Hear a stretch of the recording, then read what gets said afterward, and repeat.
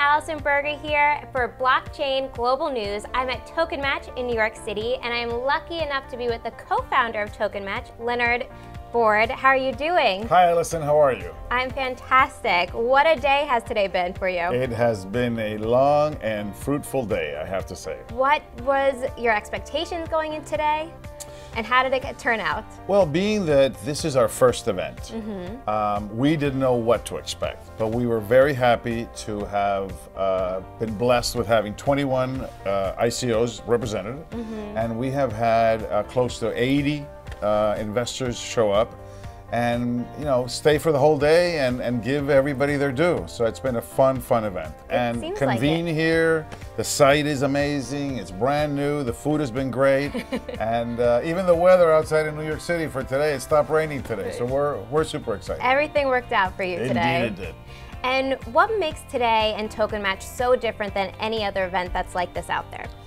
So the community that is trying to raise capital has participated in events that are large conferences in which you have a number of interested parties. You have those that want to allocate capital, those that want to learn about blockchain, or those that want to learn about crypto, those that are selling services, and all these individuals get mixed up. Those that seek capital do not want to learn about blockchain and don't find an audience that is receptive. So it's segregating and creating an intimate environment between those that want to seek capital and those that want to allocate it. So at TokenMatch, we put one ICO in a room in a small group dynamic so that 20 people, 20 investors sit in a room. By the way, I have a hard time asking a question when there's 100 people in the room. Of course. So if it's a boardroom-like environment, I feel more comfortable raising my voice. So the ICO gets feedback, and there's a dialogue established between, look, you've just told me about your business plan. These are the things that I like, these are the things that I don't like, or that I didn't understand. So it's putting all of that together in one room. And then having the ICO go to several rooms in the same group dynamic, I think makes sense, and that's what we've accomplished today. So I've also we're heard happy. that it seems like not only is that a great opportunity for these people attending today, but it seems like a great networking event. Well, you hit it on the nail. So these ICOs network amongst themselves and they form partnerships because they're spending the whole day here together. By the end of the day, 21 CEOs of blockchain projects find friendship and do networking. And I also have to add that we've explained what happens to those that are seeking capital.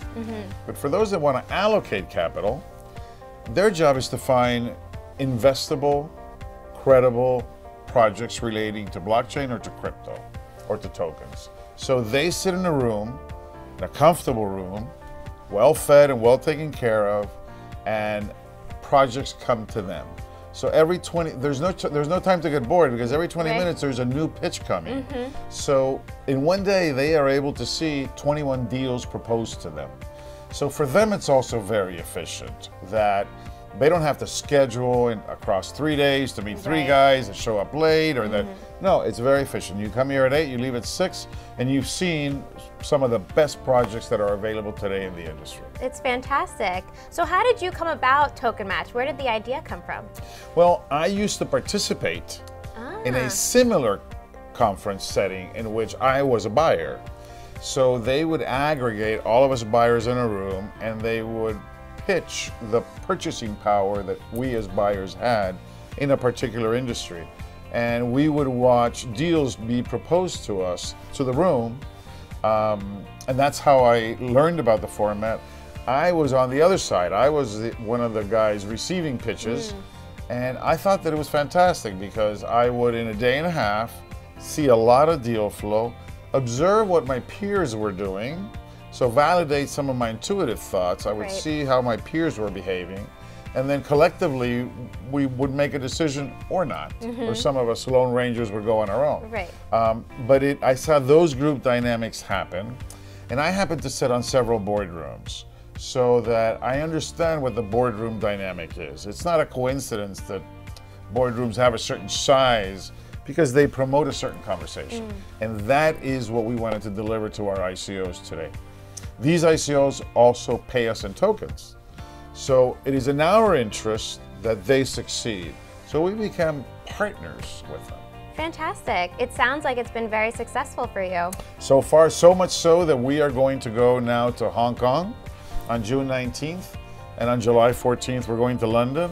And I would hope that we will be able to deliver a roadmap series of, a roadshow series of events that will allow an ICO to jump on any portion of the cycle and be exposed to 100 or so investors in North America, 100 or so in Asia, 100 or so in Europe, and maybe down the road we'll go to Dubai or to the Middle East and maybe down to South Africa and be able to deliver to the crypto community high caliber projects that are global projects, and everybody wins. Yeah. That's the objective. It also seems like you're being a great resource for everyone in this industry and that wants to learn more and be a part of more as well.